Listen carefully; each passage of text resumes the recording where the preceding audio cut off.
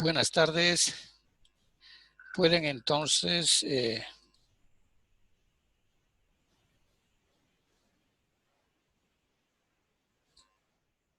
registrarse en el chat, por favor.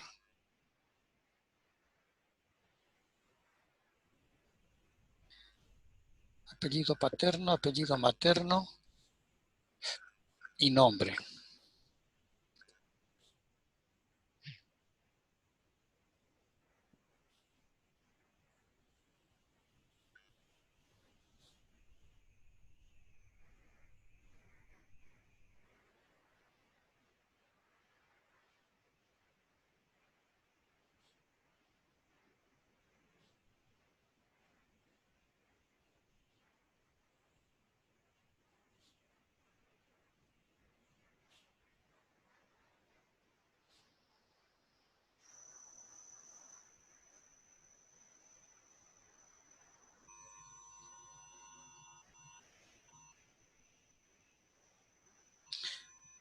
Neida, ¿me escucha?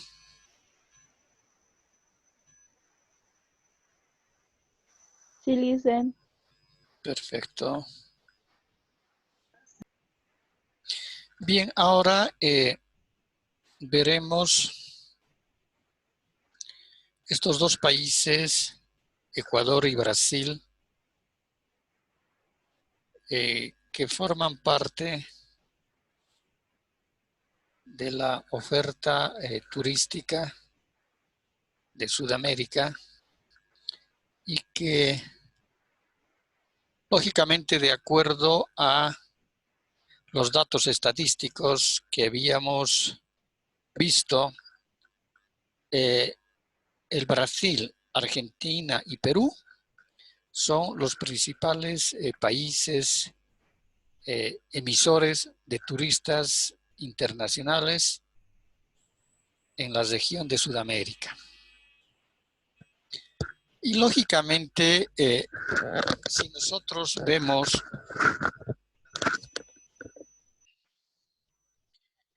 el Ecuador, es principalmente un destino turístico que está determinado hacia, sí, en la parte histórica, cultural,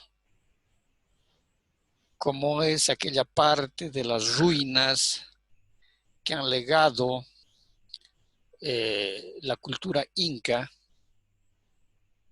pero el principal de los destinos turísticos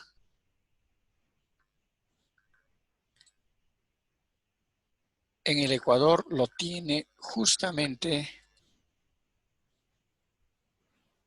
la isla de Galápagos.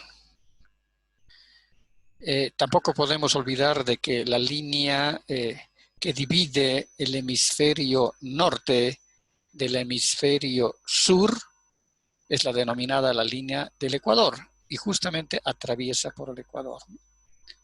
Inclusive hay una parte en el, que determina como el hito fundamental, y todo esto ustedes van a poder escuchar las narraciones en el WhatsApp con audio que esta noche subiré al drive de la asignatura. Les había puesto un mensajito en el grupo de chat de que para que ustedes puedan escuchar el PowerPoint con audio, tienen que descargarlo totalmente. Y eso lo pueden guardar en su computadora, si están trabajando en computadora, o en su celular. No les va a ocupar mucho espacio. Y entonces hacen clic en la parte inferior de del primer slide donde está el micrófono y automáticamente ya les va a empezar a salir el audio de la temática que estamos abordando.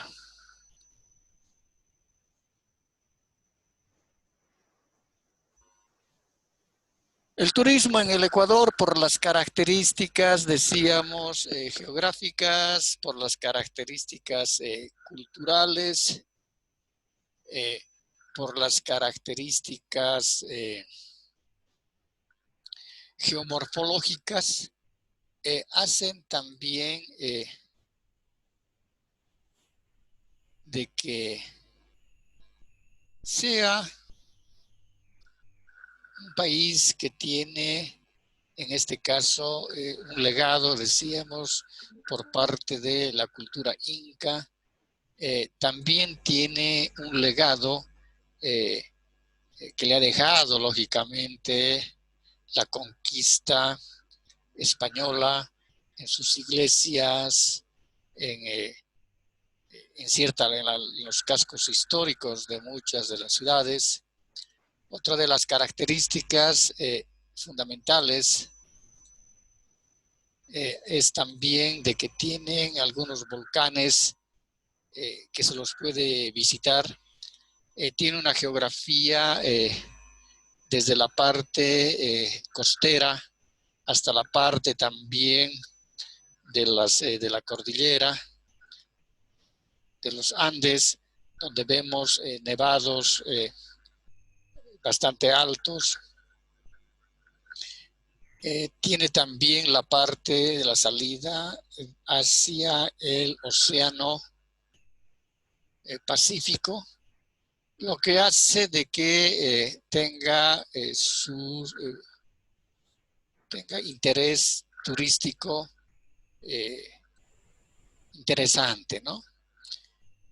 Cuando hablamos, en este caso, de lo fundamental que es Galápagos, se puede ver que es un paisaje sobrecogedor, una biodiversidad sorprendente y rasgos geológicos que hablan de una historia de casi 5 millones de años. Son 3 las características únicas que cautivan. Por ello fueron declarados Patrimonio de la Humanidad en el año 1978 por la UNESCO. El archipiélago tiene como mayor fuente de ingresos el turismo, porque recibe alrededor de 200,000 turistas al año. También se ha desarrollado el turismo ecológico con el fin de preservar las especies. La región fue el hábitat del solitario Giorgio, el último espécimen de la especie de tortugas gigantes de Pinta, ¿no? Que hace justamente que sea esta la última la última especie que tienen alrededor de 4,000 millones de años de antigüedad. Las islas se formaron hace 5 millones de años como resultado de la actividad tectónica en el fondo marino. La actividad volcánica actual aún sigue expandiendo el archipiélago. El archipiélago casi en su totalidad tiene la denominación y ha logrado, lógicamente, que sea denominado Parque Nacional.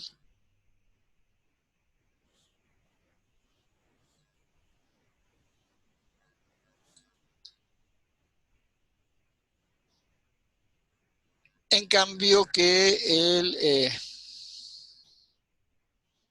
el resto de la parte de las aguas o de la reserva marina también sean conservados, ¿no? Solo 4 de sus islas se encuentran habitadas, siendo el principal asentamiento humano el poblado de Puerto Ayora en la isla de Santa Cruz. Aquí debemos hacer un pequeño recordatorio, si vale el término, puesto que no nos olvidemos de que desde tiempos muy antiguos, inclusive desde el principio de los grandes filósofos en la época de Grecia, en Atenas, los filósofos romanos, y también el resto de las culturas europeas y también de las culturas orientales, siempre había una pregunta y se manejaba una pregunta, ¿no? Y se decía de dónde proviene el hombre. Es así que para el caso, por ejemplo, del del cristianismo. Tenemos ya en el Antiguo Testamento se establece de que el hombre fue hecho por Dios y a semejanza de él, fue hecho de barro, y cuando Dios vio de que lo pone en el paraíso al hombre y ve que es solitario, entonces de una de las costillas de Adán crea a Eva y los pone en el paraíso. Bajo esas características, en este caso, la Iglesia Católica y también muchas otras iglesias que lógicamente surgieron en base al Antiguo Testamento, en el caso, por ejemplo, de los musulmanes, el Corán, y otras culturas también, en este caso las asiáticas, y el resto de culturas, lo que fue en Oriente, en Occidente, siempre creían en lo sobrenatural.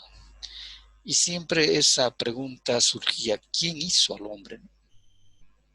De acuerdo a las características y a la cosmovisión que tenía cada una de esas culturas, o también podían haber sido poblaciones muy chicas, es decir, creían en lo sobrenatural. Y siempre, y eso de lo sobrenatural significaba de que a cualquier respuesta de esa índole decía nuestro Dios del mar, nuestro Dios de la montaña, nuestro Dios podía ser en este caso, por ejemplo, animales que también eran adiosados por muchas culturas, ¿no? Entonces, era siempre lo sobrenatural. Y de esa manera que han ido pasando los siglos de los siglos en las diferentes culturas, la evolución del hombre y todo eso. Y ustedes dirán, ¿y eso qué tiene que ver con Galápagos, con la isla de Galápagos? Es que resulta que ahí llegó Charles Darwin. Y Charles Darwin es quien propone una nueva teoría, la teoría de la evolución. La teoría de la evolución y Charles Darwin demuestra, aunque todavía en ese entonces empíricamente, demuestra de que el hombre es resultado de la evolución de millones de años que han transcurrido, y de que de una célula, en este caso, es lo que hoy tenemos el Homo sapiens, el hombre. Y justamente para realizar sus investigaciones es de que Charles Darwin tiene que ir a radicar a Galápagos y ver realmente las tortugas gigantes, porque es la única de las especies de la época prehistórica que sobreviven todavía y que corrobora mucho la teoría de la evolución del hombre. Hoy en día, por ejemplo, gracias a la ciencia, a la tecnología, esa teoría ya está confirmada científicamente de que nosotros provenimos de la evolución, ¿no? De que hemos ido evolucionando hasta llegar a ser el hombre que tiene la sapiencia, el pensamiento, el razonamiento, etc. Entonces, justamente en este lugar es donde Charles Darwin, que es el pionero de la teoría migracionista, es quien desarrolla sus estudios, sus investigaciones, la catalogación de la flora, la catalogación de la fauna, en este caso de las tortugas gigantes de Pinte, etc. Y eso también ha conformado hoy en día la oferta turística del Ecuador. ¿Tienen algunas preguntas?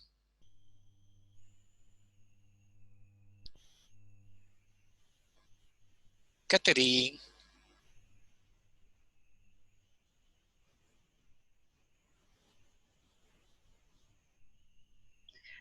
¿Cómo está, Lice? Buenos días. Ninguna pregunta, Lice. Todo Buenas. está claro.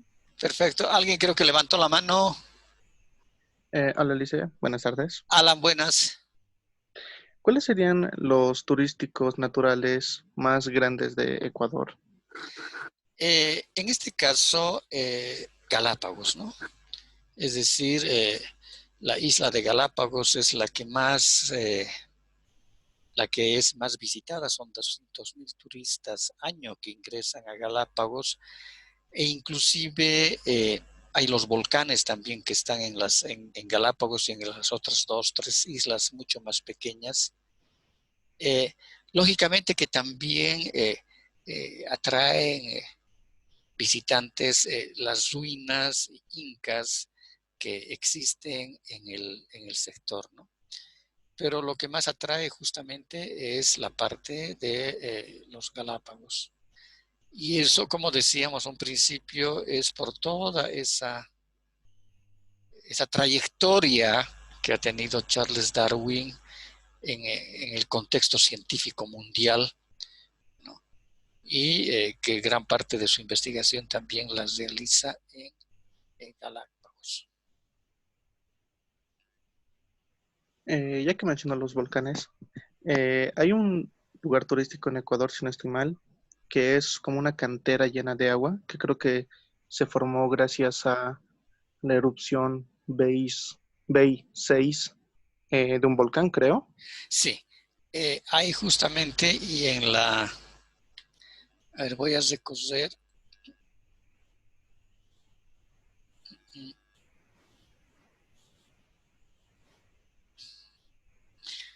Ve esta, a ver, la vamos a poner el puntero. Usted se está refiriendo a esta imagen. Efectivamente, hay volcanes que por la trayectoria que tuvieron estos cuando estaban en actividad, es decir, con la emisión de gases y también de la lava volcánica, entonces, lógicamente que han quedado en este caso, ha quedado acá toda la parte del fondo de la boca del volcán, ha quedado como una laguna. Y esto permite también y ha permitido de que se desarrollen y se crean ciertas sendas que puedan permitir poder observar el volcán desde la parte de arriba, ¿no? Porque han creado, creo que son 1 o 2 miradores para poder observar el volcán. Y decíamos lógicamente que el Ecuador tiene la parte de naturaleza en Galápagos, la parte de las montañas, la parte de la playa que, bueno, tiene unas playas más o menos, porque están hacia el lado del Pacífico, pero también que tienen fundamentalmente el legado de la cultura inca, ¿no? Aquí, por ejemplo, podemos ver este sitio arqueológico precolombino más importante del Ecuador. Está ubicado en este sitio, en la provincia de Cañar. Reposa el conjunto arquitectónico inca mejor conservado del país. Inca Ingapirca, palabra quichua que significa muro o pared del Inca, es el nombre con el que se designa a este yacimiento precolombino del sur andino del Ecuador, que está ubicado a 3.160 metros sobre el nivel del mar. Y en el interior de un paisaje natural único, el conjunto de vestigios arqueológicos de Impaquirca es conocido desde mediados del siglo XVIII y al Valle del Cañar también, en el que se encuentran estos aposentos. Se los denominaba en el siglo XVIII como provincia de Atún, Cañar. No nos olvidemos de que cuando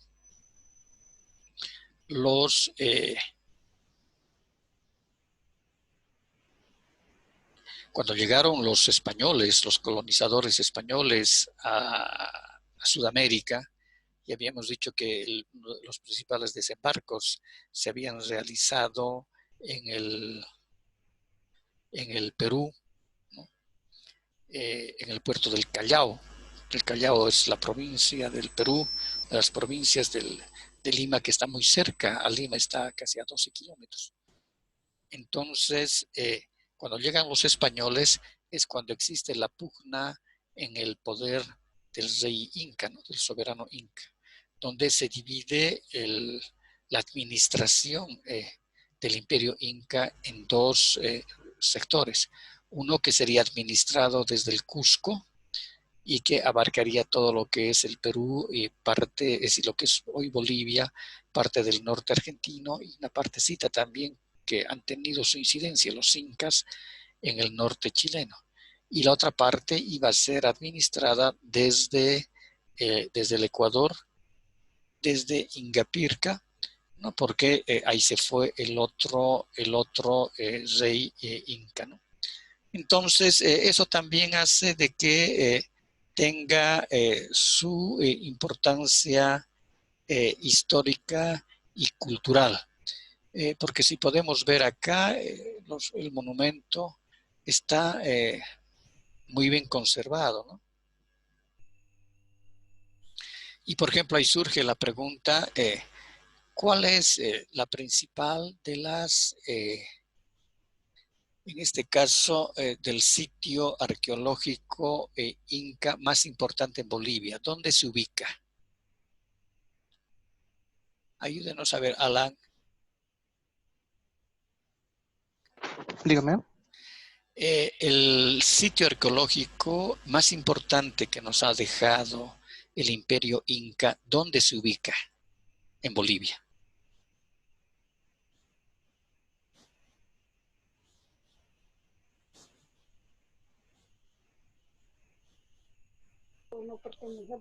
Dicen, ¿no sería ¿cómo es?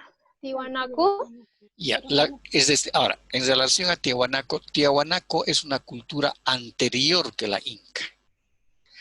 Cuando el Tiahuanaco tiene 3 periodos fundamentales de acuerdo al autor Aposnaski y a Nordesquiol también. Hay una parte del periodo del Tiahuanaco naciente, el Tiahuanaco expansivo y también el Tiahuanaco decadente. En la época del Tiahuanaco decadente es cuando llegan los incas, ¿no? Y no nos olvidemos de que los incas cuando salen del Cusco iban en grandes comitivas y también iban con un ejército a someter a los pueblos más débiles o que no estaban, en este caso, no tenían un ejército que podía hacer frente a la penetración que tenían los incas. Entonces, casi todos los pueblos más pequeños se dejaban someter. Y es por eso que los incas llegan inclusive hasta el norte argentino y llegan hasta una parte del norte chileno. Entonces, Tiahuanaco es una cultura pre-inca, no es inca, que fue sometida por lo poco que quedaron de los tehuanacotas y de los habitantes y todo eso, que fueron sometidos por los incas, sí, y que los incas en algunos de los hechos, de sus costumbres, sus tradiciones, también las han sacado de esas características que tuvieron los tehuanacotas, sí. Pero no es Tiahuanaco legado inca, es pre-inca. ¿Cuál sería en este caso el legado arqueológico más importante de la cultura inca en Bolivia? Los únicos que se me llegan a venir a la mente son las islas del Sol y la Luna e Incamacha. En ese caso, perdón, no, ni la isla del Sol ni de la Luna sí son construcciones, pero son pequeñas. Samaipata pertenece a una cultura también precolombina, pero es también pre-inca, es mucho más antes del incario. Ahora, según los estudios, los pocos estudios que se han hecho sobre Samaipata, en sí Samaipata, la parte arqueológica es un lomo de un cerro. un lomerío que nosotros llamamos, ¿no? Donde existe y han sido trabajadas hornacinas. Y hornacinas son casi como unos huecos que han ido tallando esa piedra, pero esos huecos servían como una sentadera donde, según dicen los historiadores en Bolivia, se sentaban en este caso los monarcas, ¿no? Para ver, dice, los rituales religiosos que hacía el pueblo o la población, porque como es un lomerío, una loma, entonces ahí abajo hacían los rituales esa población. Pero esa también es pre-inca, antes que los incas. El legado más grande que nosotros tenemos como sitio arqueológico de los incas está en Cochabamba y se llama Incallacta. Incallacta ha sido construido por los incas, puesto que los incas iban avanzando, iban sometiendo a los pueblos, ¿no? Y cuando llegan a todo el sector del valle de Cochabamba, que significa Pampa Cenegosa, llegan y van hacia la parte del cono sur, y en el sector de Pocona, más o menos, son abatidos por los chiriguanos. Y los chiriguanos sí era un pueblo muy guerrero. Y este pueblo de los chiriguanos vienen justamente del sector del Paraguay. Y eran aborígenes que manejaban muy bien las flechas, el arco y la flecha. Entonces, los incas no pueden avanzar más para someter al resto de los pueblos porque tienen a los chiriguanos. Y hasta el último de los momentos, los chiriguanos han seguido defendiendo su territorio. Y es ahí cuando los incas deciden construir Incallacta. Por eso que Incallacta es un fuerte defensivo que construyen los incas, porque hasta ahí llegaron los incas, porque si no los chiriguanos hubieran seguido atacando y hubieran podido ir quitando los espacios, los sitios en los cuales los incas ya habían sometido. Ahora, si nosotros vemos esta imagen en el Ecuador de las ruinas incas, las nuestras están totalmente abandonadas, las de Incallacta. Y que con seguridad de que si nosotros pusiéramos en valor Incallacta serían mejor que las ruinas de Incapirca. Con seguridad. Entonces lo que nos hace falta es poner en valor nuestros atractivos culturales y en este caso Incallacta. ¿Alguna pregunta?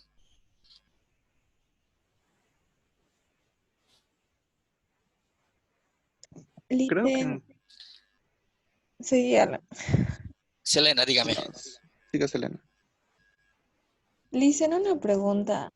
Hay otro, no sé si será de la época del Inca, pero han encontrado igual en Cochabamba lo que es Inca Racay. Ya, efectivamente, Incallacay está ubicada en Sipe-Sipe, en las alturas de Sipe-Sipe, que está en el Valle Bajo. ¿Qué es lo que sucedía con Incallacay? Seguramente que ustedes saben, porque han llevado en historia también, en la materia de historia en la carrera, de que los incas cuando hacen su paso por el valle de Cochabamba y se asientan, ven realmente que este es un valle muy fértil. Entonces es un valle productor de granos y en este caso del maíz. No nos olvidemos que el maíz es originario tanto de Sudamérica, especialmente de la parte andina de Sudamérica, como de México. Son especies endémicas propias. Entonces, cuando llegan los incas acá, ven pues un valle próspero y deciden dedicar a la producción del cereal. Los incas y tenían en su forma de sometimiento, cuando llegaban a un pueblo, a un territorio, sometían ese territorio y dejaban familias nobles incas, que podían ser familias de 20, 30, de 50 personas. Y esas familias incas eran las que continuaban el legado y la forma de administración del incario. Entonces, esas familias se asentaron en el sector, especialmente en una parte de Sipe y en la parte de, aquí en el kilómetro 10, donde están las colpas, se ubican, ¿no ve? Por Cotapachi. Ahí se asentaron las familias, es decir, los miembros de las familias incas. Y empezaron a hacer trabajar porque en todo este sector del valle habían algunos grupos diseminados, grupos de pequeñas poblaciones. Como habían sido sometidos, empezaron a hacer trabajar. ¿Y qué es lo que producían? Grano. ¿Qué grano? Maíz. Entonces, producían para su alimentación de esos pueblos sometidos aquí por los incas, y una parte de la producción tenía que ser ensilada, es decir, tenía que ser almacenada del maíz, porque una parte de la producción del maíz era del Inca. Entonces, de esa manera que construyen Incazacay. Incazacay solamente es construcción de silos para almacenar el maíz. Entonces, una vez que levantaban la cosecha del maíz, desgranaban el maíz y iban hasta Incazacay en llamas y depositaban los sacos, ¿no? Vaciando los sacos a los silos de Incazacay. Y desde el Cusco y desde, en este caso, desde el Cusco bajaban los llameros incas, que a veces, según los historiadores, Ponce, si no me equivoco, uno de ellos, uno de los historiadores, dice que a veces bajaban hasta 1,000 a 2,000 llamas con los llameros y llegaban hasta Incazacay y también hasta Cotapachi. ¿Para qué? Para recoger, hay un micrófono, por favor, ahí me tienen que silenciar, para recoger la producción de maíz. Y las llamas no llevan mucho peso. Máximo deben llevar 2 arrobas. Una arroba a cada lado porque la columna la tienen débil. No es animal casi de carga. Pero igual. Entonces 1,000 a 2,000 llamas otra vez seguían el camino de Zadura hasta llegar al Cusco y depositar el grano para el soberano inca. Y de todas partes recibía el Inca estos productos, los productos que producían papas, podían ser, porque la papa es nativa de este sector, ¿no? El maíz, etcétera, porque también el Inca tenía que alimentar a sus habitantes. ¿Alguna pregunta más? Si estamos en el límite del tiempo. Bien, entonces nos vemos mañana a la misma hora, por favor. ¿De acuerdo? Ok, Lisa. Cuídense mucho, no salgan. Usted igual. Hasta luego, que les vaya bien.